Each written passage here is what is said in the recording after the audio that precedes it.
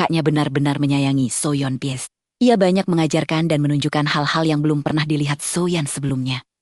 Keesokan harinya ketika bangun, So-yeon langsung mendapat telepon dari ayahnya. Ia mengingatkan bahwa urusan mereka belum selesai, dan mereka harus bertemu kembali untuk menyelesaikan segalanya. Namun So-yeon tidak takut sama sekali. Ia malah menantang sang ayah dan memintanya untuk melihat saja apa yang akan dilakukannya. Sedangkan itu, Jung-hyun masih terus kepikiran So-yeon An. Ia memikirkan beberapa kejanggalan yang ia temui dan dialami oleh Dr. So-yeon. Namun So-yeon tidak memperdulikannya. Ia bahkan tidak mengangkat ketika Jung-hyun menelpon. Keesokan harinya, So-yeon mendatangi tempat lab genetik. Diam-diam di sana ia meletakkan rambut Ju-gyun di antara barang bukti yang ada di sana. Sedangkan itu Jun-gyu pura-pura mengantarkan pakaian para polisi untuk mencoba mencari info dan diam-diam ia juga mengantarkan sebuah paket yang sengaja ia kirimkan. Setelah itu So-yeon meminta untuk barang bukti DNA-nya dilakukan pengujian ulang. Dan di sanalah ia tahu bahwa Jung-hyun telah mengetahui bahwa ia memanipulasi laporan dalam bagian obat yang ditemukan di jasad korban.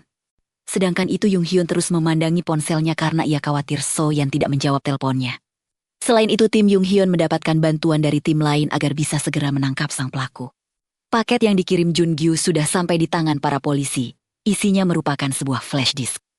Dan ketika flash disk itu dibuka, ternyata berisi sebuah video yang jelas terlihat ada wajah So-yeon di sana sedang menarik sebuah tas besar berwarna hitam. Betapa kagetnya mereka melihat rekaman video tersebut.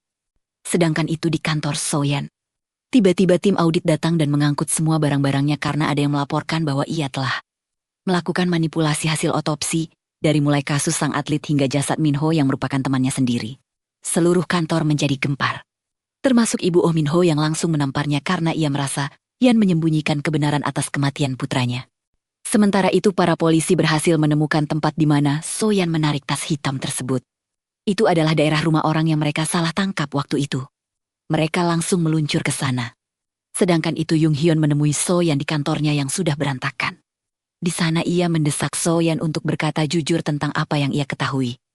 Ia juga bertanya apakah kasus ini ada kaitan dengan dirinya. Karena semua hal seolah berkaitan dengannya. Mulai dari ember biru, jasad yang ditemukan di depan di rumahnya, juga rekaman CCTV ketika ia membawa tas besar tersebut. Namun So-yeon mengatakan bahwa dia tidak seperti itu.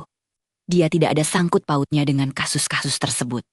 Dan ia juga mengatakan bahwa walaupun dia jujur, Jung-hyun pasti tidak akan percaya kepada dirinya. Namun ketika Jung-hyun menyebutkan sebuah nama yaitu Go En-so, seketika wajah So-yeon berubah dan ia langsung meninggalkan Jung-hyun begitu saja. Meskipun sang kakak selalu peduli kepada So-yeon, namun sang ayah tidak pernah mengizinkannya bermain dengan So-yeon Fong. Ia selalu meminta So-yeon untuk tidak mengganggu kakaknya. Dan kemudian untuk hukumannya, So-yeon dikurung di dalam sebuah rumah kontainer tersebut. So-yeon benar-benar tertekan dengan semua yang terjadi pada dirinya. Ia bingung harus bagaimana. Tiba-tiba bayangan sang kakak mengucapkan sebuah nama yaitu En-so. Ternyata nama kakaknya adalah En-so, sama dengan nama yang diberikan oleh Jun-gyu kepada anak yang ikut dia saat ini. Sedangkan para polisi mendatangi rumah tersebut, dan ketika dibuka banyak darah berceceran di sana, namun tidak ada jasad. Selain itu Jung-hyun juga menemukan sebuah pisau bedah atau skalpel yang memiliki ukiran SSH di ujung pisaunya. So-yeon mengunjungi ibunya di rumah sakit setelah ia dikabari bahwa keadaan ibunya tiba-tiba menurun.